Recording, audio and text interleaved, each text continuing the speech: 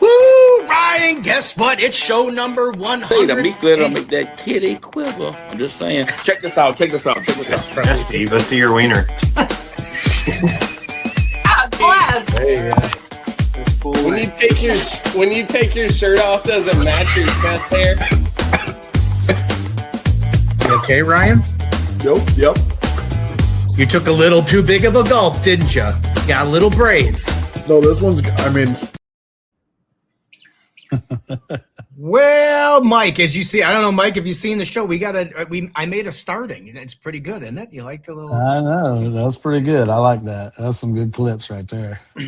All right, everybody. It is Thursday Night BBQ Chat. I am Steve Kress. I am with It's All About the Barbecue. And during the week, you can find me working the aisles in lovely, beautiful Wanamakers in Downers Grove, Illinois. And a man sitting next to me, not my usual co-host, but he's been on the show many a times. The man all the way out there in the warm city of Las Vegas, Mr. Mike Starr of Blazing Star, Nevada. Let's go. I know you're not in Las Vegas, but I like to say Las Vegas. All right. Viva Vegas. Las Vegas.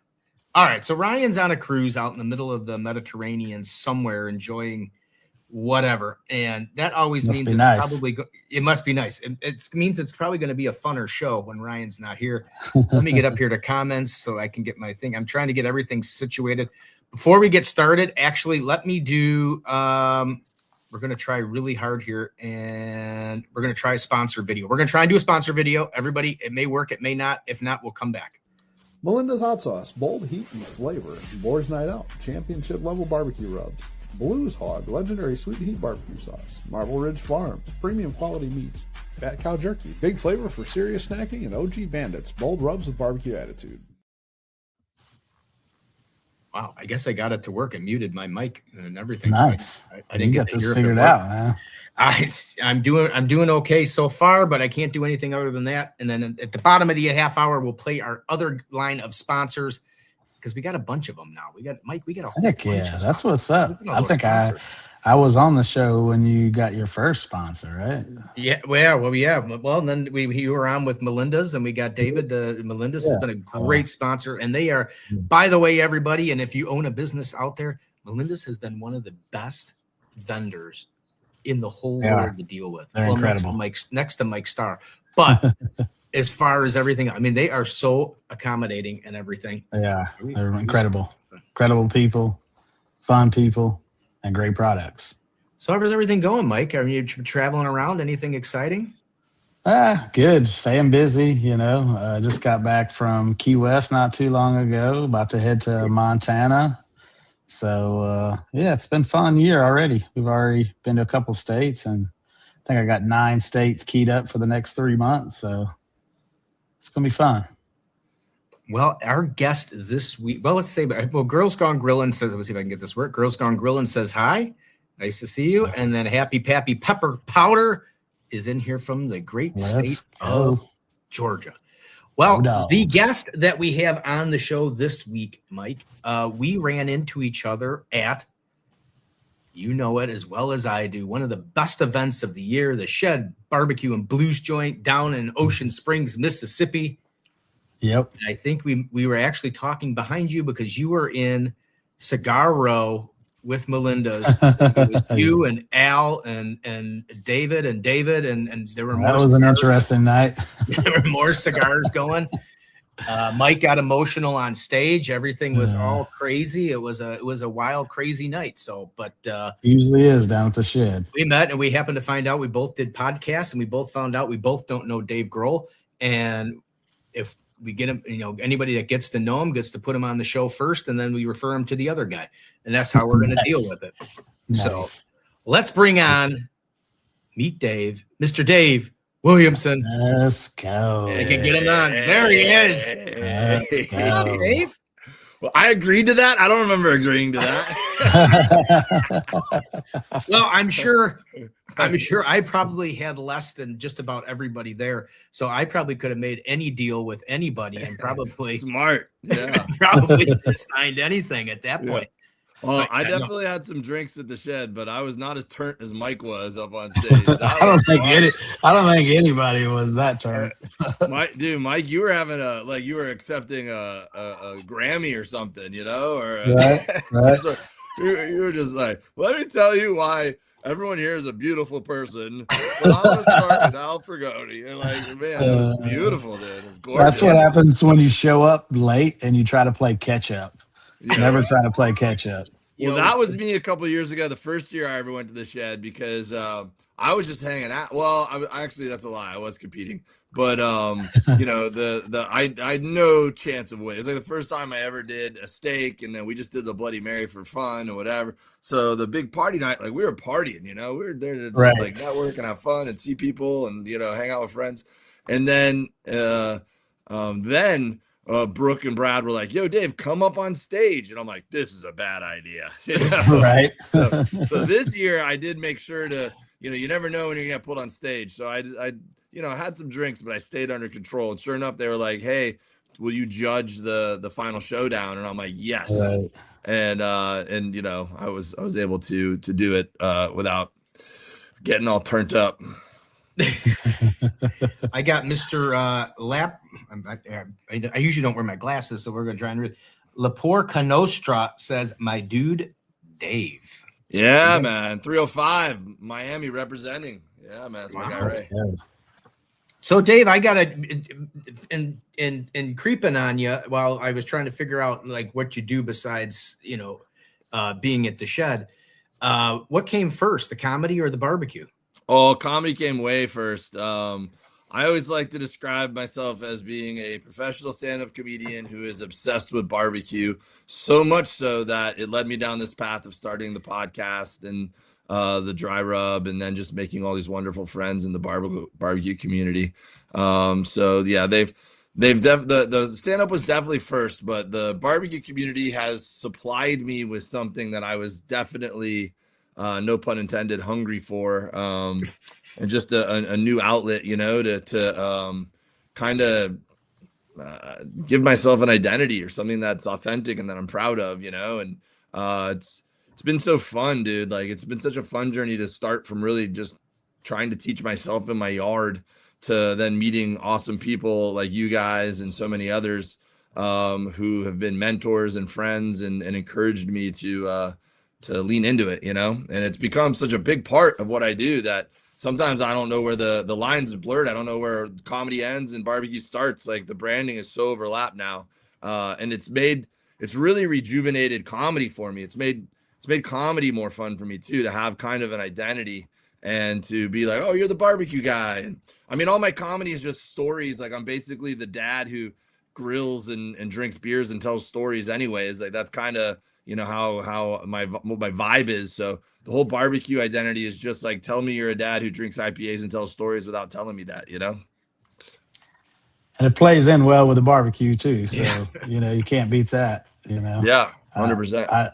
I know Dave I feel like you're selling the barbecue side a little short, because I know we met, it's a little over 3 years ago at the first Key West, and a lot of funny stories there, especially with the lobster diving and the belly flopping and everything competition. But hey, y'all bring it. Y'all brought it down there. You came down there and showed that you weren't just a comedian. You could compete with all the big dogs down there. That was, other than the lobster, that was the second memory that I had of you. And ever since then, I've just seen you lean into that with a barbecue, and you're everywhere. And it's not just the comedy side, it's the barbecue side. I feel like is coming in just as strong. And yeah, so I just wanted to put that out there. No, thank you, Mike. It means a lot, man, coming from you. And yeah, we did really well the first year. The Key West was the first. I'd been to a lot of events, people invite me to come hang out. People invited me to come perform, at Memphis in May and stuff. And then people even invited me to be on their team for certain things. But Key West was the first, event that reached out to me and said, "Hey man, we want you to captain a team. We want you, we want to put your brand on it, whatever." And I was like, "Dude, are you sure, man?" And he was telling me some of the names that are coming, and I just didn't feel worthy. So I called up my boy Jody, who I love cooking with, and I knew that if he wasn't already getting invited by someone, that was going to be the first phone call I made. And then we added my buddy Roy, who's down there in the Lebetard show, and the three of us went with my son the first year. And we did really good. I think we came in second overall that first year. And we were humbled that we did so well. We were like, dude, we were so close, right? And I think you did those PB&J ribs, wasn't it? Yeah. Those. I like to get creative with that stuff. That first year I looked around and I was like, man, we're not going to just do competition ribs and go up against Heath Riles. And, so we got to use our strength, which is me and Jody are both very creative dudes. So we had done those PB&J ribs on a YouTube video one time. So we were like, dude, let's do that, man. Let's take a swing for it. And it worked, But then when I saw how many people were coming back the second year, it got even bigger and more prestigious. And I'm like, I think we missed our window to win this thing, dude. Last year was the year we were right there, And then sure as hell, we won it the second year, And it was super validating and very heartwarming how happy everyone was for us, And then we just went back and ran it back again, tried to defend our title and came up a little short, but we did go away with some hardware. So that was really cool. But Mike, you're glossing over the best part of that was how I became friends with Mike. And they do a lobstering day at the Key West Invitational. So it's a fishing tournament. You get points for fishing. It's a lobster diving competition. You get points for lobster. You cook on a sandbar for people's choice. And then you do a traditional barbecue competition around the pool at the resort with 4 specific proteins, and that's a little bit more of like a traditional barbecue competition, right? So on the lobster day, my boat captain and Mike's boat captain put us on the same spots, so we were like right next to each other trying to like dive for lobsters. And Mike was like, man, I just want to get one. And I'm like, and I grew up in South Florida lobstering, and I was like, man, I know it's a competition. I know I'm supposed to grab all the lobsters, but I'm like, let's get you a lobster, Mike. And I tried. He was determined. He was determined to get. I tried, and we couldn't get one, right? And then I kind of was like, all right, buddy, we tried, man. I'm sorry. And then I went and was like kind of trying to get some for myself. And then I hear someone just like yelling and screaming, and I thought someone got bit by a shark. And I look up, and Mike's over there going, I got one. I was more happy for him. He went off on his own with those skills that he learned in a short time, and he got one of those suckers, and it's not easy. And I think I was more excited for you in that moment than I've ever been for either of my children when I taught them to ride a bike or anything, dude. I was like, man, Mike. I didn't have flippers or nothing, man, and I wasn't lightweight either. I was very buoyant. Let's put it that way. The current was ripping. Yeah, the current was ripping. Yeah, it was. And the bottom was murky because everyone else who did have fins, just kept stirring up the bottom and wow. It was crazy, but it was definitely one of those moments where I was like, I'll never forget that moment ever. Like my first lobster. I mean, that's like your first time just doing anything, right? That's one of those moments in life, I felt like I was a kid, I think that's what makes that competition unique. I mean, that competition has got so many weird, and I'm glad they brought it back because if I think correctly, they were gone last year and then they came back this year. But I think that's what makes that one. There's so many different variables to that. It's not just a competition. There's like weird, crazy stuff that goes on with it. Yeah, it's a good time, man. It's Key West is one of my favorite places on earth, anyways, and they have a comedy club there too. So talk about double dipping. The past 2 years, I've headlined the comedy club Wednesday to Saturday and competed at the same time in the competition Thursday to Sunday. And I'm on fumes at the end of that thing, man. But no doubt. But it's so much fun. Plus, at the same time frame, you get to raise a lot of money for pediatric cancer on top of it. So it's like, like there's so many wins in there. You get to have the time of your life. You get to hang out with some of the best people in the industry, and do some of the coolest stuff ever. And then at the same time frame, raise money for pediatric cancer, which your team happened to raise the most money too this year. Great job. Yeah. Yep. We were number one on funds raised for the National Pediatric Cancer Foundation as a team, and that really made me feel good. And part of that was thanks to working the comedy club, because I made it part of my spiel every night. Right. So the audiences at the comedy club were donating, and so I had, and then since I told the story on stage, one of my buddies, one of my family friends is a dentist on the island, and he was like, I got you, dude. He's like, we're gonna raise some money for this charity, and so he made a really generous donation along with all the other people that made donations throughout the week, so it got us there. Well, AK Barbecue Man did his blazing lobster. Oh yeah. And then Happy Pappy says you can use raw bacon to catch crawfish. Maybe it'll work with lobster. So there's some tips for next time going down. Start swimming. I eat the bacon, and then that fuels me to go down and catch the lobster.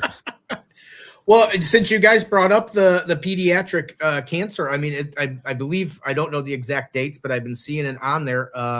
And I just saw Mark and Ashley were talking about it on Old School, that the Hogs for a Cause is coming up. Yep. And Yep. I think it's next week or the week or 2 weeks. It's next weekend.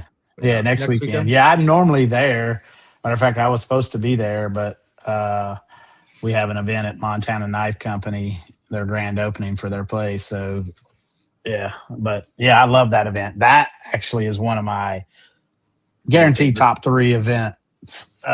It's so much fun. You talk about barbecue events that really like cater to the public. That's it. It's a fun one. And once again, it goes to a good cause. They raise a lot of money. Like it's crazy. I don't know a lot of the.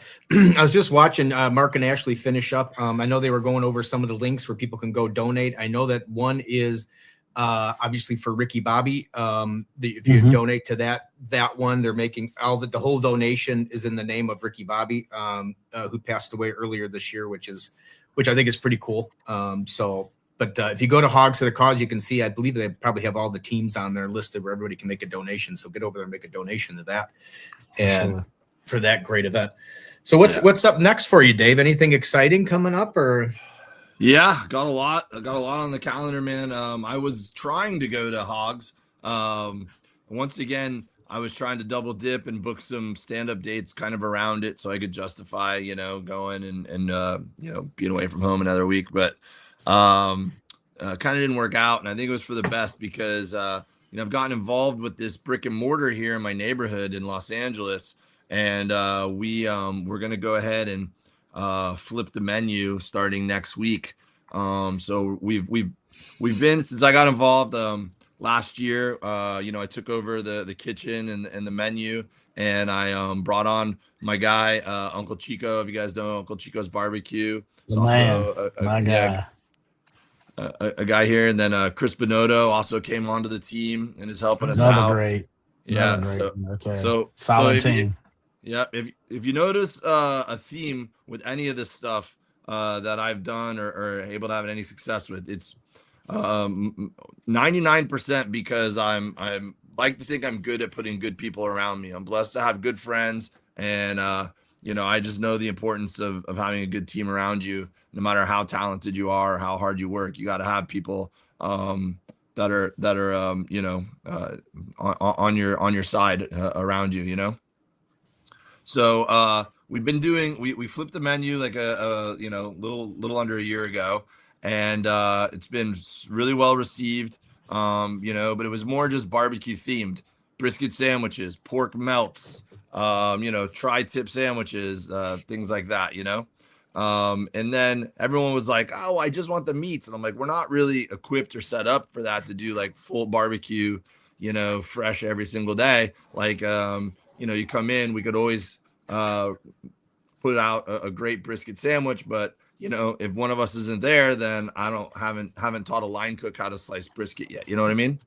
Right. And so we started doing Meet Dave Wednesdays. So I told people I'll commit to Wednesdays. I can always be in town on a Wednesday, and Wednesday we will do full barbecue platters. And then if people ask like, oh, we want just meat, tell them to come on Wednesday.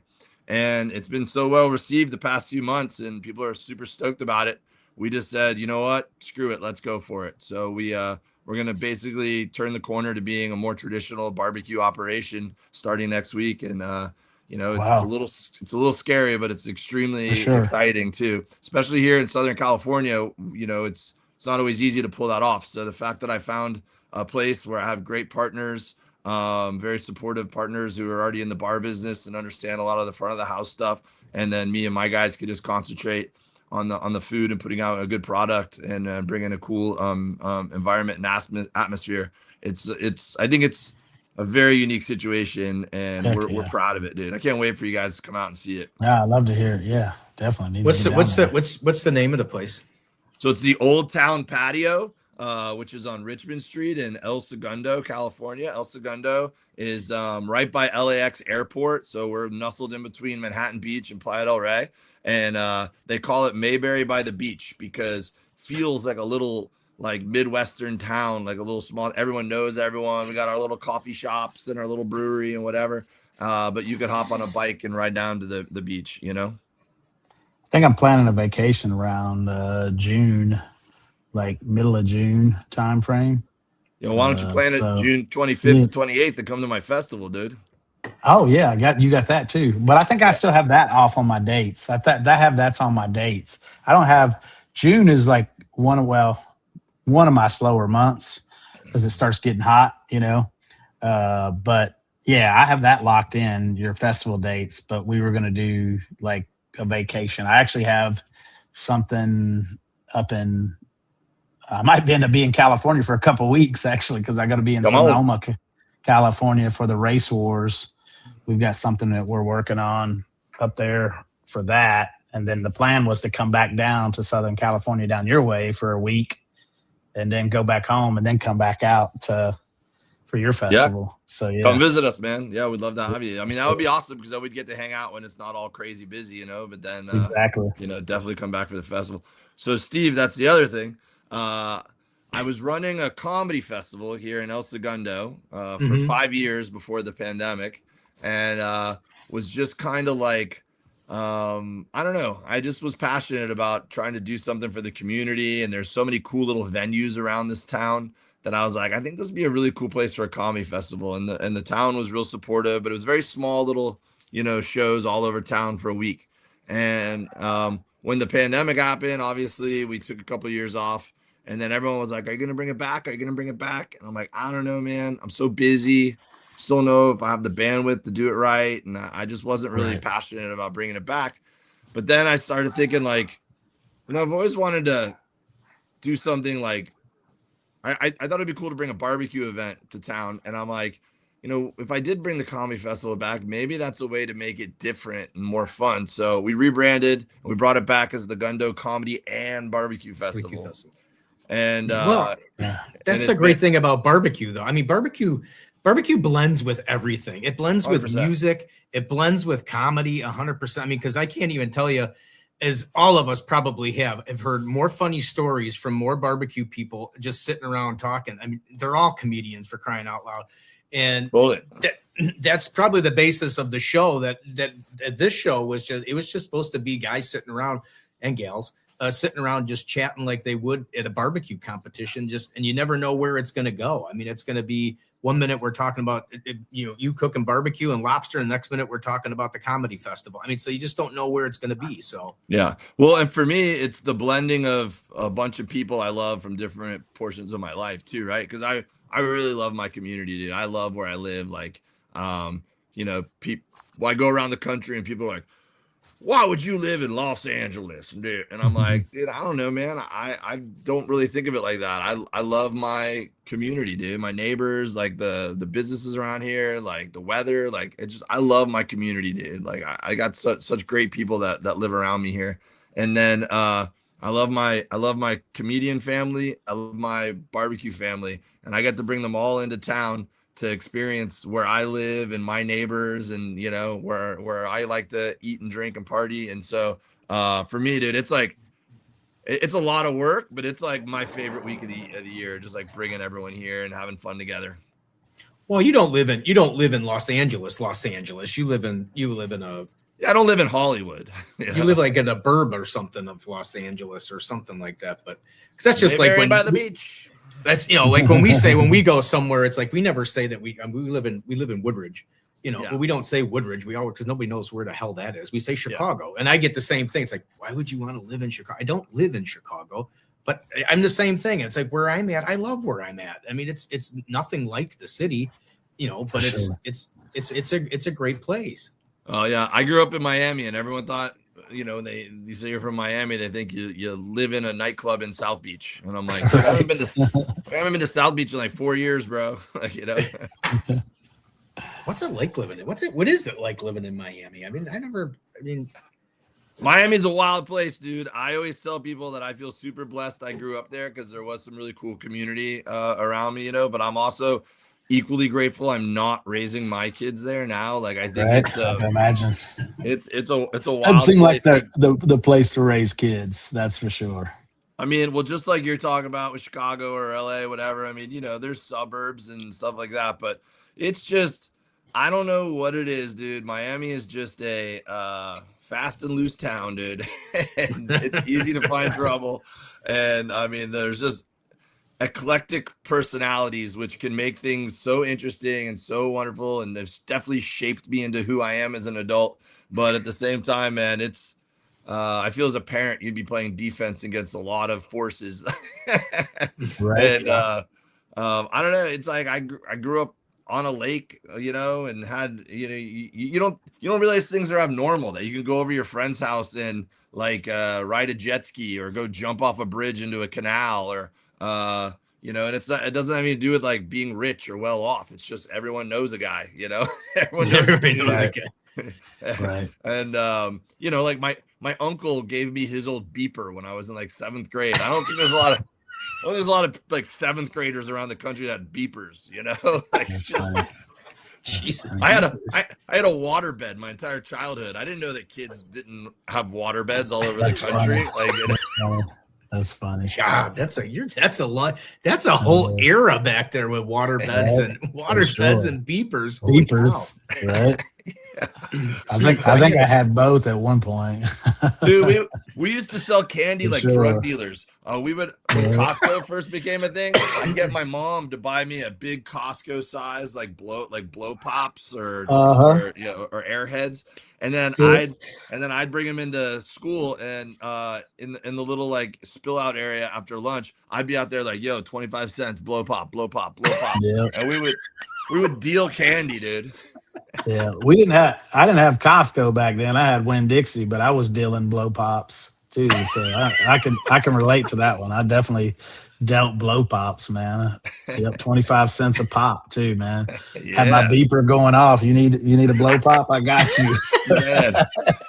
We're like brothers. Yeah.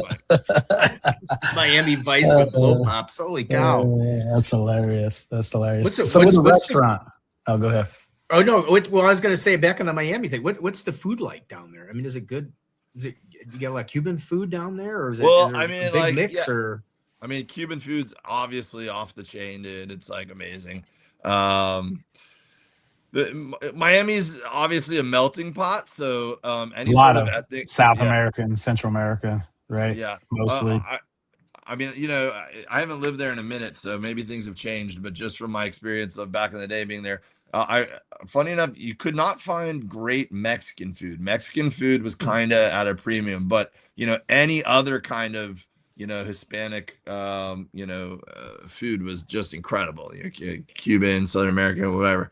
And then you have great Caribbean food, great European influence, amazing Italian places. Actually, casual dining is really good in Miami too. There wasn't a lot of chains when I was growing up. Like all the chains were, and if they were, it was like more of like a Florida centric chain, and that probably had to do with the fact that we were like way down, the state of Florida. So now it's probably a little easier. Like the trucking, is a little bit more sophisticated than it was back then. But growing up, like we didn't have a TGI Fridays on every corner. Like a lot of them were like, mom and pops or smaller businesses. But I still think the thing that would probably surprise you the most, Miami is the best city for chicken wings. I don't know why, Really? but the sports bars have all got it figured out. There's like 3 or 4 different chains of sports bars that all like kind of started at this one place, and then they've all like gotten into fights or broke off or started their own place. And that knowledge for these chicken wings has spread between 3 or 4 different like chains down there. And yeah, Miami's a really good chicken wing place. I would imagine right now. Happy Pappy said he sold candy cigarettes as a kid. Nice. Then Girls Gone Grillin' was Stone Crab is her favorite. Ooh, yeah, Stone Crab's amazing down there in Miami, dude. And then even probably the most underrated seafood that you can get your hands on is conch.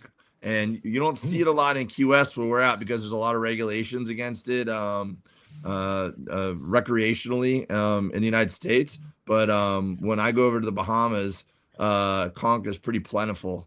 And man, I just remember growing up having cracked conch and conch fritters and conch salad. Oh man, conch salad is better than any ceviche you'll ever have. Wow, that's crazy. I would imagine now with Messi being in town, they have more Argentina food. Oh yeah, down there too. I'm sure. I got a question. Do you remember? I remember as a kid driving in Florida, just to how Florida has changed in the 40 or 50 years that I remember. Once you entered Florida, there weren't a lot of stops. And obviously this was before cell phones. And I don't know if you remember, but I can remember driving down I-75 and literally like every half a mile, there was like a telephone that you like a telephone box. That's because there were no cell phones. And if your car, the next exit, there weren't a lot of exits. So it was like, you're talking the late 70s, early 80s, and there was like nothing there. And they had like these call boxes like every half a mile so that if your car broke down, you didn't have to walk forever in a day, especially at night. Cause I'm sure it was probably pitch black out there. A lot of stuff that can kill you in Florida, dude. Yeah, right. So it was just like they had all these phone boxes, and I just remember all these phone. Like, why do they get so many? As a kid, you're like, why do they got so many phones so close together? I mean, bottom line is like people, might not think of Florida this way, but you associate it more like Louisiana or whatever. But like Florida is just a giant swamp, and the elements are harsh.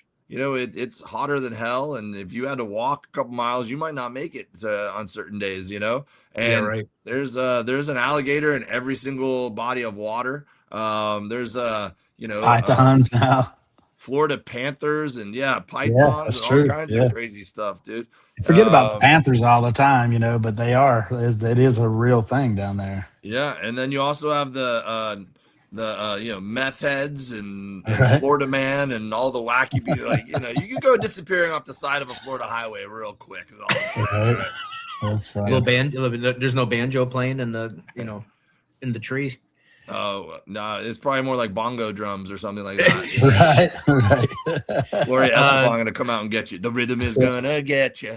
Lepore on Instagram said sounds like Alligator Alley when I was talking about the phone. So I guess I could see that. I mean, you wouldn't want to go trampsing through the side brush over there. Definitely what it is. So you said 75 goes down to Naples and then it goes across over to Florida or to Miami, and that's Alligator Alley. And absolutely, there's no one patrolling out there. If you break down, you definitely are going to need a way to contact for help.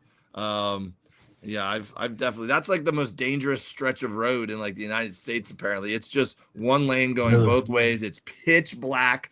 There's a pretty high percentage chance you're gonna roll over a turtle or some sort of wildlife crossing across the street, because it's a canal on one side and a canal on the other, and there's just alligators and turtles and birds going across. And the couple little stretches where you might come through and see some civilization is usually like Indian reservations. If you were out there and had phone, that's definitely what it was. And if nothing else gets you, the mosquitoes will. Freaking mosquitoes. Yeah. Mosquitoes are bad, that's for sure. So the guy who used to own the comedy club over on Marco Island, he was real cheap about giving the opening acts hotels. So we would drive 2 hours from Miami to do the show, and we would just drive home every night across Alligator Alley at midnight after a few beers, just so that guy could save $70 a night. We couldn't afford a hotel. We'd be losing money on the gig if we paid we're just young comics coming up. So it was like, yeah, that was always, I'm like, dude, one of these days, one of these comics is going to get killed making that drive every night, late at night, fall asleep at the wheel or something. And, I don't know. I made it every time though. There you go. So with that restaurant, you say you're going full-time barbecue with it. Are you doing the scenario where you cook what you want to cook, and then when you sell out, you sell out? Is that the plans? I mean, yeah, I think we're going to cook as much as we can. And then, I can always keep enough brisket on hand and pulled pork and stuff like that in the fridge to heat up and make a sandwich. Like, that's not a problem. But yeah, like pork ribs is something that we would definitely have to figure out what our par is and how much we can really keep and bring back to they life. don't hold this. They don't hold the same as a brisket or pork butt. Yeah. Yep. And the fresh sliced brisket and things like that, I think we'll figure out over time as far as like, how to put in the fridge and bring it back to life and stuff like that. But yeah, I mean, we're just gonna have to go for it and see how the town responds and see how much we're gonna have left. And if we run out, we run out. And there's nothing wrong with that. I think I think that concept too, it helps build that buzz. I go back to there's a barbecue. It was the first one I really truly saw that scenario in Kansas City. It's actually one that people don't talk about in Kansas City because it's not a Kansas City barbecue joint. I don't know if either one of you heard of it. It's Chef Jay's. It's down in the bottoms in Kansas City, so in Old Town, right? And they're actually restoring that area. But I think now they actually might be going full-time all week. But years ago when they first started, they were only open Thursday, Friday, Saturday, Sunday. And they basically were like, hey, we open it at 11, right? And we go until we cook whatever, and then whenever we sell out, we sell out. And they pretty much would sell out every day by 2:00 in the afternoon. And you would show up there, you didn't have to wait, other than seating or whatever, you would have to wait. But if you wanted to take it and go, you could go. But they focused on killing it, and then at the same time frame, they got breaks, so they could spend the whole first half of the week like planning for those 4 days basically. And then, I think that concept work. Of course, obviously, if you've got a lease that you've got to pay and everything else, it makes a big difference. That lease that overhead always determines that bottom end factor. But, that concept definitely, worked for them. And I was like, that was kind of eye opening for me. Like if I ever wanted to do a restaurant, I felt like that's what I would try to do. Like, hey, let me just work 2 or 3 days or 3 or 4 days. Yeah. Just try to focus on killing it. Well, we'll be like kind of doing a little bit of both, right? Because there'll never be a time when someone couldn't get like a burger or a brisket sandwich. Like, gotcha. We'll have all those things, pretty stocked up. But yeah, I do anticipate this already has happened. We do beef ribs every Sunday. When we run out of beef ribs, right? And then people start showing up early, or they call it in and they pay for it and they go, save it for me. Yeah, hold it. Yeah, for sure.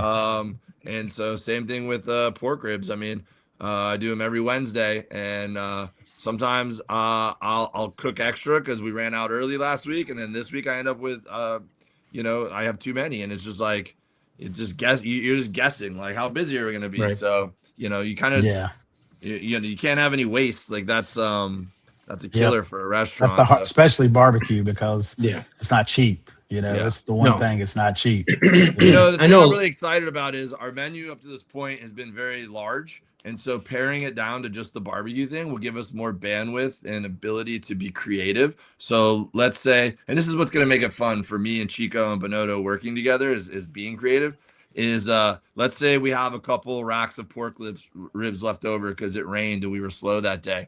Well, now we can chop them up and we'll do like a chopped rib, like sandwich on a French roll the next day or something.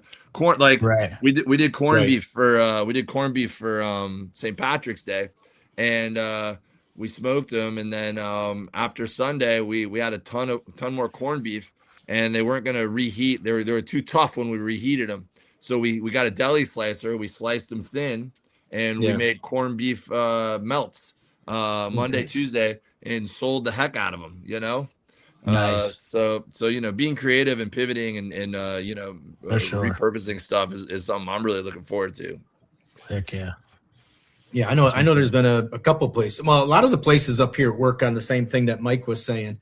It is. I mean, they have it till they're sold out. It's not rare to, excuse me, to walk into a restaurant and they got the whole list of, what they have and what they don't have. And then we had a place, they recently changed about a year or two ago to being open more, but they were on that same thing, Mike. They would do catering during the week. And it was almost like the weekend was their way of selling their food for people to taste it, because they were only open on Saturday and Sunday, which was, to me, when I first saw that, I thought same thing as you, Mike. I thought that was mind blowing. But if you didn't go there, it opened at 11. If you weren't there by 10:30, you were like the 50th or 100th person in line, because they just had that big of a following that they knew that they only made so much brisket, they only made so much pulled pork, they only made so much stuff, that if you weren't there early, and the same thing, they were done and closed and sold out by 1, 2 o'clock in the afternoon. They were done. Yeah. So, yeah, it's gonna be fun, man. I'm stoked. And I mean, apart from even just doing the food, like it's a fun bar to hang out in. It's been there since the 80s, so there's a lot of nostalgia for people, but it just kind of had people weren't, I would say I never went there and hung out. Like, it was kind of, it needed a facelift. It was ready to be rejuvenated.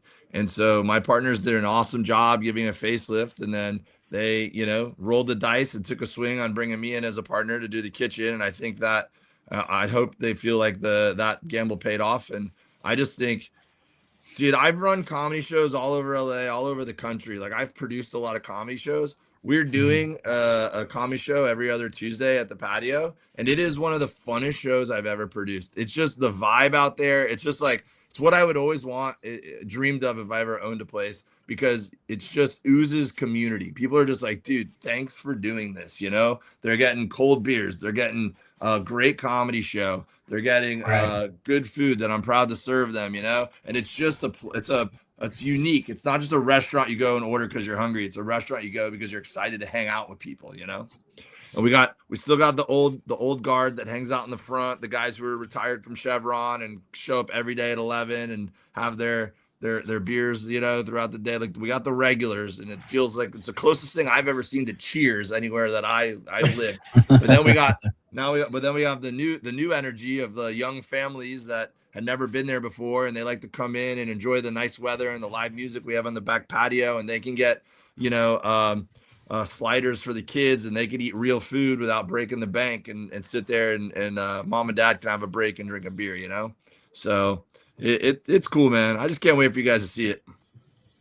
Heck yeah. I'm looking forward to it. So when did you start the podcast, and why would you do such a thing? Yeah, well, sometimes I feel like the podcast runs me, not the other way around. But I started the podcast before the pandemic, and it was literally just because I was getting really into learning barbecue. I was posting pictures all the time of like ribs that I was cooking and things like that. And then I'd go out to the comedy clubs around town, and usually you have the same conversation with people over and over again. Your peers in the industry. It would be like, "Oh, are you going up tonight? Have you been on the road lately? What?" And I just started realizing nobody was having the traditional conversations with me. Everyone was like, "Bro, you cook those ribs yourself? How do you do that?" Like, whatever. And I'm just like, "Yeah, I'm just trying to learn, man. I'm trying to get better at barbecue, And I just realized it's what people wanted to talk to me about, and it's what I wanted to talk to people about. And so I'd always, when I go tour, it was a thing I'd do anyways, where I try to find the best barbecue in every city I go to. You know, it's where I'd go for lunch. And so I just thought about it, and I'm like, well, maybe people want to hear me talk barbecue, even though I didn't think I was an expert or whatever. I'm like, maybe I'll just start a podcast about it. And so I did. And then when I posted on Instagram that, I was like, what do you guys think of the name Meet Dave? And people were like, dude, I love it. And so I was like, all right, let's do it. You know, play on words and whatever. Yeah. And I didn't want to like peg it to just barbecue too. Like I wanted to be able to have like just restaurant tours and comics talking about, like, you know, so I didn't want it to just be a barbecue podcast.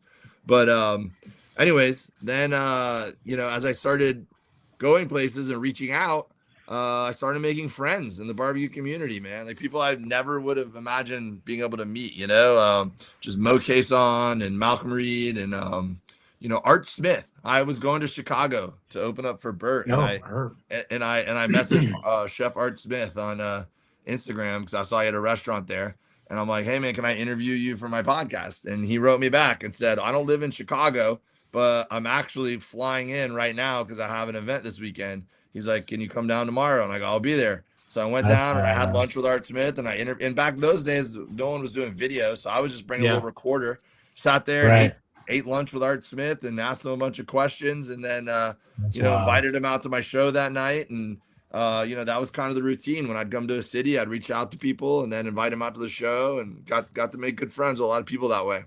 And then during the pandemic, when everyone started leaning into like doing interviews on Zoom and StreamYard and whatever, then I, like, you know, people had time too. They were just sitting at home. So I messaged everybody that. That's funny. I was going for big gets. Yeah, you sound like my Tuesday. I'm sitting there. I flip through Instagram, and it's just like, oh, I like that person. I'm just going to send them a message. I mean, I know they're never going to. I know they're going to never send back. My biggest score. Excuse me. God, I got something today. My biggest score. Oh man, thank you so much. Biggest score. Well, obviously is Meet Dave, but I actually sent out. I was watching, you know, on Food Network, Tournament of Champions, whatever they have that, where they have all the great chefs battling each other, Guy Fieri, this and that. Iron and Chef. the host. Yeah, it's kind of like Iron Chef, but it's like a tournament where they have all this. But anyway. Oh yeah, the Tournament of Champions or something Tournament like of that. Champions, yeah. So I happened to notice that Jonathan Sawyer was on, and he was from Chicago, and so I'm on a Tuesday. I looked him up on Instagram, and I'm just like, I'm gonna send a message to Jonathan Sawyer and see what happens. And sure as shit, somebody answered, and then next thing you know, his manager answers, and I'm like. And he's going to be on the show May 20 something. And I'm like, holy cow, how did that even just happen? Oh, that's cool. And why is he on? When does he even watch the show? Doesn't even know what he's getting into and why? Well, you know, the cool thing too is it's not only like, you know, well-known people that can feel like a good get. It's like, it gives you a reason to, like, when my kids were younger, we got really into this show called Alone, which is a survivalist show, you know? Mm-hmm. And so we would sit here and binge it. Like my kids loved it. And there was this one contestant that we became a fan of. And so, you know, and they cook, or they like shoot squirrel and cook squirrel. And like, yeah, that's part of surviving in the wilderness is like food and live fire or whatever. So I found the guy online and messaged him and said, hey, my family is a big fan of yours. Will you come on my podcast? And the guy's like, sure. Yeah. So I'll come on a barbecue podcast, you know, whatever. Right. So that I got to be friends with that dude. But you know, the funny thing is that, like, especially the cool thing about podcasting is that it's evergreen. It comes and goes. Like, I'll put out a ton of episodes and then I won't put out an episode for a long time. Just do the best I can with it. But I haven't done an episode now in like probably over a year because I've been involved with the restaurant and touring, and it's just been like, you know, I've had too many other things on my plate. But Meet Dave has become more than just like the podcast name. It really just became my identity and my name. And even the kids I coach a water polo team here in town. All the kids call me Coach Meat, and I'm like, all right, relax. Like, I'm like, let's give people some context for that. All right, like, Coach Meat. Yeah, so. You know, it's like Meet Dave's become way more than just the podcast. It's like my branding, and it's my social media content, and it's just my identity and who I am, you know.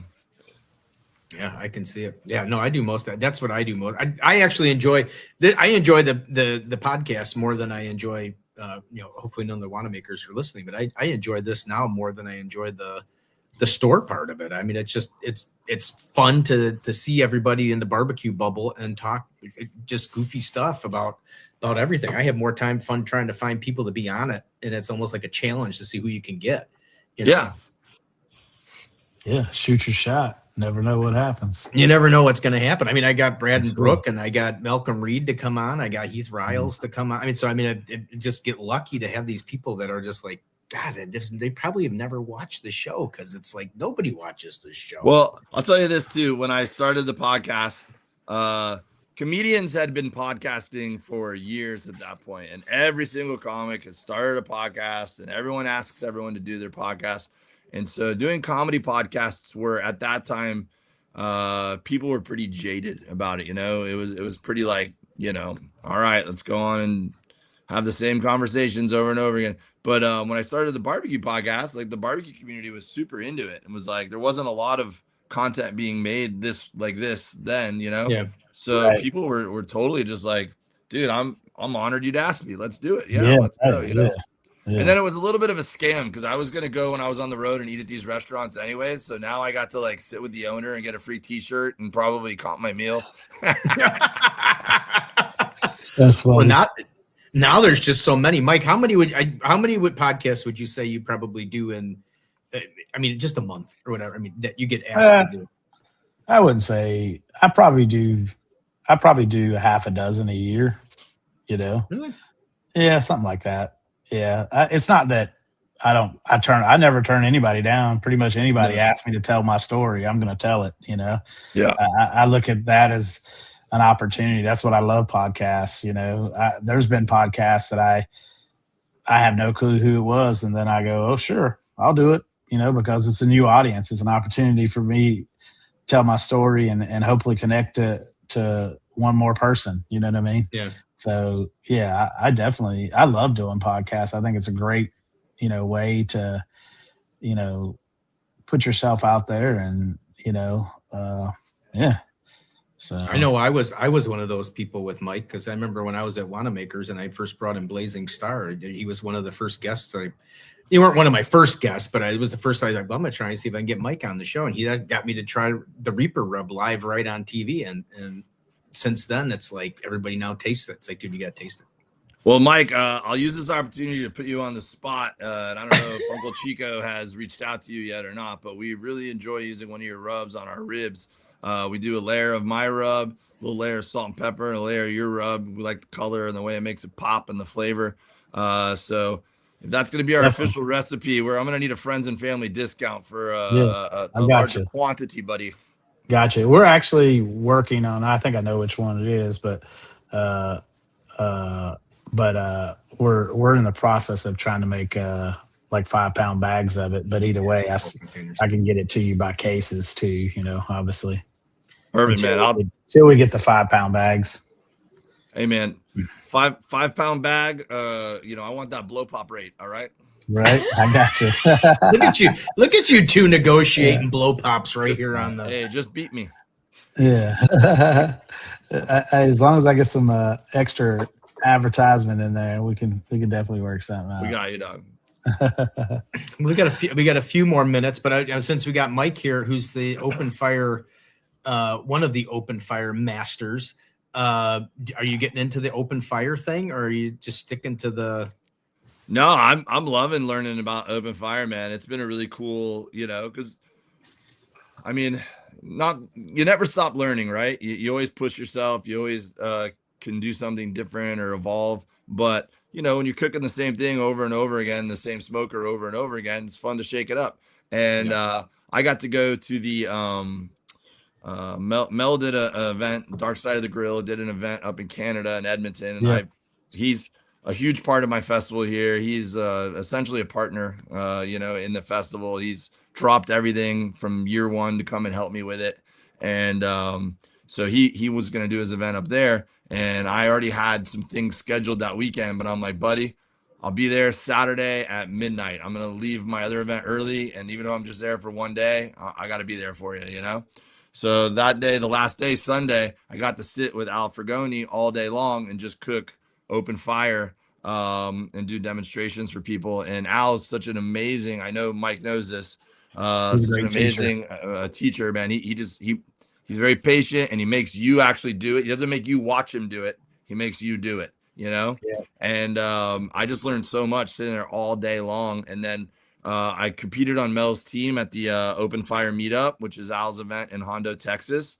And so that was another real just experience with Open Fire. And obviously, I mean, you know, we all, you know, deal with open fire on a smaller level when we're, you know, grilling steaks or searing or, you know, I mean, shoot, half the time after I've had too many IPAs, I'll just throw some steaks that some company sent me on my fire pit while me and my neighbors are out in the yard watching TV, you know, like I'm cooking just over like a campfire. I'm cooking Wagyu steaks, you know, or throwing a cast iron on just straight on the coals, you know, or whatever.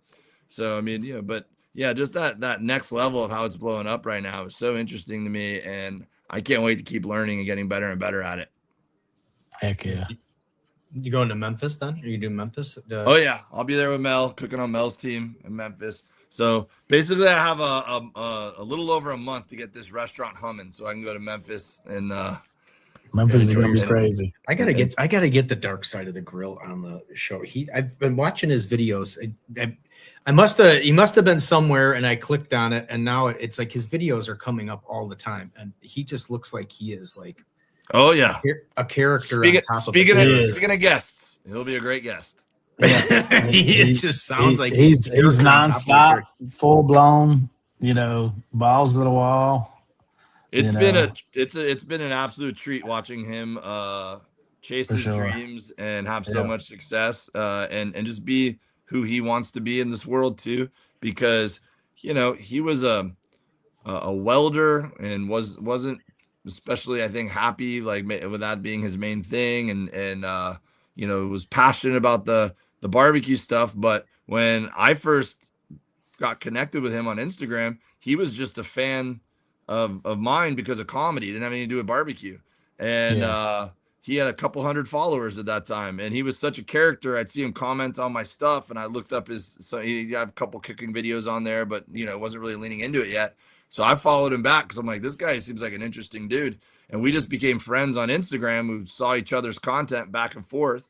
And then I had him on my podcast. And I don't know, it might have been one of the first podcasts he ever did. I was like, dude, come on, I want to have you on. And then to watch him team up with Big Green Egg and start doing Big Green Egg takeovers and things like that. And his followers just went up, and then he was doing less welding and more cooking. And it's just been really cool, man. And we've become very close friends since then, man. You know, the events we've been able to hang out at and the journey we've been able to go on, you know, as buddies has been really cool. I don't know if you remember. Well, Al Fragoni was on the show. Thanks to Mike Starr. Thank you, Mike. Was on the show a while back, and he was talking that.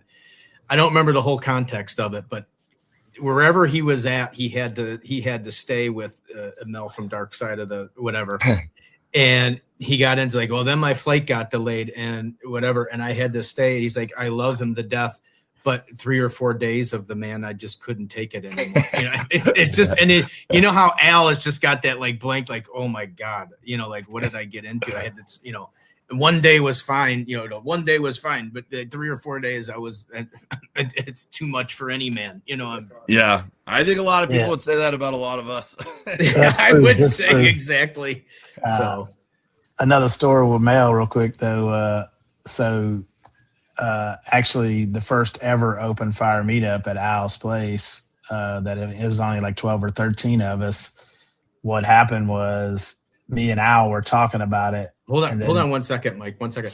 Anybody, if you're on the show and you are over on Instagram on Thursday Night BBQ Chat, you have 2 minutes to get over to either Facebook or YouTube, or you're going to miss the end of Mike's story. That's why I stopped him, because I don't want you to miss this exciting story. It's going to be about a hitchhiker he picked up on I-75. Yeah, Instagram is going to cut out in 55 seconds if you're over on Thursday Night BBQ Chat on Instagram. Why? We still have no idea, but it's going to do it. So anyway, go ahead, Mike. Yeah, so I was also talking to Mel, and me and Mel had connected by that time frame too online, because we had met at Memphis in May. Actually, all three of us met at Memphis in May in person for the first time in 2021, that COVID year where we were all in mass down at Memphis in May. But we're there. Al calls me. He says, "Hey, let's do it." Mel said he's in. He just booked his flight. And I was like, all right, I booked my flight. And then we did a live. And then next thing you know, we were able to wrangle in another 7 or 8, 9 people, whatever, to come down to Al's place to do the very first open fire meetup. And, now, it's transcended into partnering with Memphis and May. So pretty crazy where it's gone. Yeah. So I know that Dave's the guest on this whole thing, but Mike, how does it, when you sit there now, you're sitting there and you just mentioned it's going to Memphis in May. You were there last year in Hondo and it was absolutely huge. How do you feel knowing that you were part of the original crew that was there in Hondo? Oh yeah. To what it is now.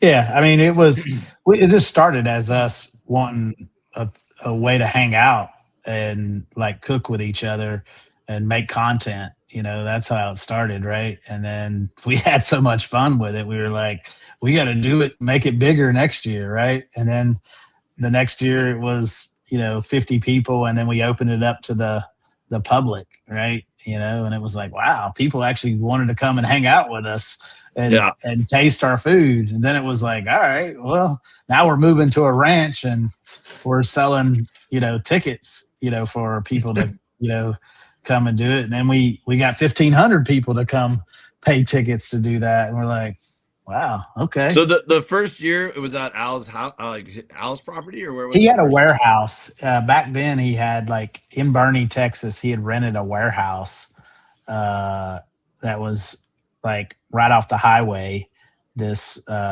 warehouse that he rented from this old guy.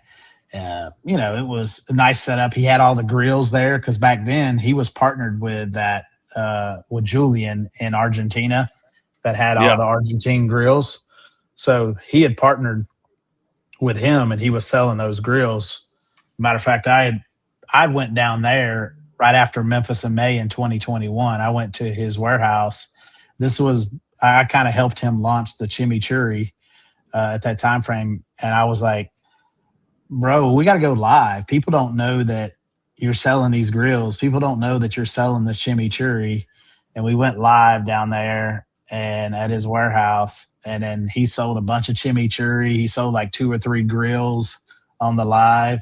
And so then that changed his whole mindset of how this worked. Because before it was just shooting content, and it wasn't about selling anything, for him. But yeah. He had a warehouse. So the very first one was a little warehouse. We had a field that we set up. Big Hobbs came out there. We cooked some whole hogs, a couple cabritos, alligator, rattlesnake. Vic Super Skewers came down. Willie, Adventures of the Fat Guy.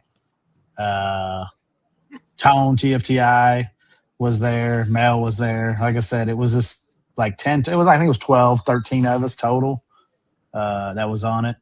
And we were like, well, let's see what happens with this. And then we were like, oh, let's add a competition to it. People's choice, Well, it's a tremendous event, man. This was my first time going, and I thought it was awesome. Obviously it's the perfect mix of people. It's all the, it's all the guys that I'm close with, are all attending that one. So for me, it's all my favorite people are there. And then just it's equal parts extremely professional and well run, and they got great sponsors and a cool stage and facility and whatever. But at the same time, it's there's no pretentiousness because the people who run it are my friends and are all just laid back, cool people like Mike and Al, so I thought it was just a really cool vibe. The good part about Hondo is we get to have that couple days to ourselves where we don't have the public around. Yeah. Right. And then it's we set up and prepare to put on a show for the public. Yeah. Right. So we get to have our time, let loose, interact, network, and have a good time. And so that'll be the difference about Memphis, because Memphis, we're going to have to be, on our toes, but it's all the time entertaining the public too. I mean, we've got the competition aspect, but we're also going to be entertaining the public for 2.5 days too. Well, I give you and Al and all the rest of you open fire guys, I give you a lot of credit, because I think the open fire is the enema that competition barbecue needed, because I just think it's just from listening to everything about Hondo over the last couple of years and everything, and what Al was doing with Smoke Slam and all that stuff, as far as engaging the publics in barbecue, I think is huge. And sooner or later, obviously maybe with the Memphis and May thing, competition barbecue is going to have to figure out, they have to engage the public. It can no longer just be, we're there to amuse the competition people. We have to make it worth something to be able to host these events. I mean, I don't know how the promoters and anybody make any kind of money or do anything with some of this stuff, with the way costs have gone. But adding the public to it and having that some kind of like a fair atmosphere to it, I think would be huge for barbecue in general. Well, I mean, for me, it's kind of what's fun about the my festival as well, is that we don't have any sort of a competition element, other than just the it feels like a competition to like have to pull off feeding so many people, Right. So I'll have comedy shows all throughout the week, and then at every comedy show you have the option to buy a barbecue plate, ahead of time. So then we'll be set up. It's kind of like we're just running a tailgate for the comedy shows. Is basically what it is, right? So the comedians can come early, and then they watch the pitmasters do their thing, and then the pitmasters can go sit in the back row, watch the comedians do their thing. So it's like both worlds. And then on the Sunday of my festival, the pitmasters take over the whole park, and we do a more traditional barbecue day where people buy a ticket and they get unlimited bites or whatever. So what I'm thinking about doing, tell me what you think about this, Mike, is I think just to add a little bit of a competitive spirit to it, is I think when all the pitmasters get in town on Thursday, we do a live draft. And every year we have Team Dave and Team Mel. And so then if there's like 20 pitmasters that are there for be part of the weekend, we draft our dream teams, right? And so then we're all working together to cook throughout the week for all the shows. But on Sunday, it's people's choice of Team Mel versus Team Dave. And that way, Nice. and then every year, depending on how you do like fantasy football, you might not get your favorite player. Depends how you draft, Right. Right. No, that'd be cool. I like that. Oh, here's a question from Happy Pappy. Do you have to have permits from the local health department Yes, to do you do. barbecue content? Yes, you do. They're different permits, but and then each state handles it a little different, right? Especially if you're doing sampling, to the crowds, but that makes it easier though if you're just doing sampling, right, and not selling food. And once you sell food, it's a whole different permit. There's a lot more involved. Does it help with Hondo? And then I'm going to have to go because it's going to get stormy weather. But You're good. and then at Hondo, does it help with the health department that you have to buy a ticket to do it? So it's almost kind of like a waiver, like you're entering and eating the food at your own risk. Well, it helps that we're on a private ranch in Texas. But yes, we do have to still have to file the permits with Texas. And like I said, once again, each state, each county handles it a little differently. In California, the main thing is just like the handling of the food. So like Mike said, like if it was like a food truck festival, then like every food truck would need to be set up where they have, just like they do normally when they're vending, but like a festival, like we can't just let people cook food and hand it out. Like there has to be an area with the right hand washing station and stuff like that for them to prep the food, and then it goes out, And so many people have to have like food handler license and stuff like that. Not everybody has to, but there has to be like X amount of people there that has it, right? So Yeah. Happy Pappy said he just passed his Serve Safe manager's course, which I mean There that'll you give go. you some stuff, but you still have to check with. I know that from in Illinois, DuPage County, which is where my store is. It's not my store, but the Wanamaker store is at. They're probably one of the stricter as far as what you can do and what you can't do. That's why I don't do a ton of special things, because I tried it once, and by the time they got into all the different food aspects and stuff like it, was just like, forget it. I mean, it's just a small little event. I'm not going to be, like you said, like Mike was saying, they wanted, foods, hand wash stations.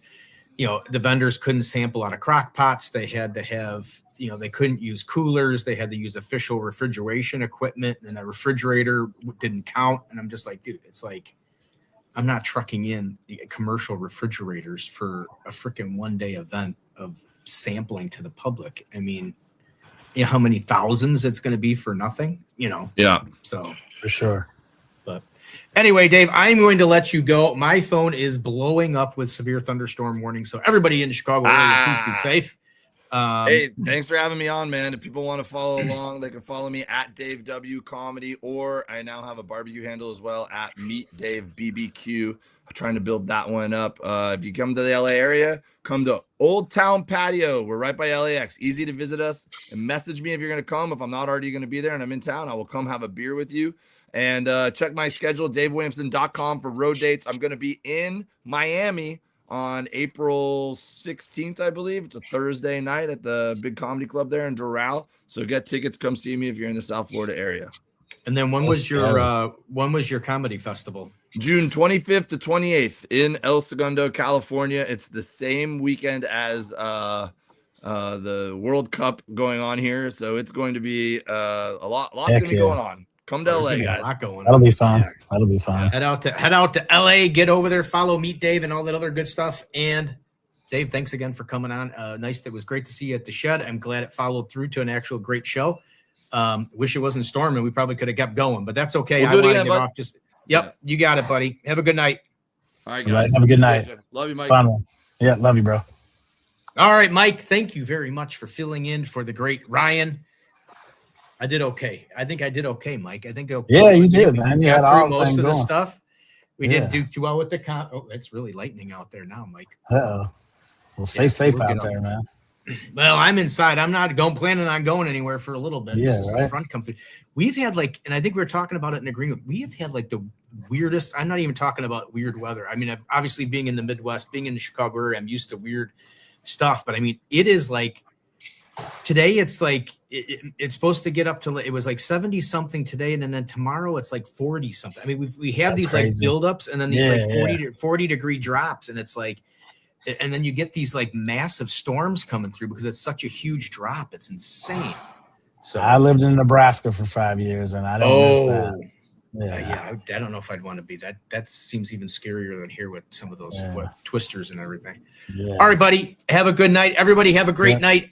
Next week, Mike, you might want to watch next week, buddy. Next week is we have Fuego del Norte. He is open fire from Germany. We are going live all the way to Germany. I know he said it's 2:00 in the morning in Germany. He said he still wanted to do the show.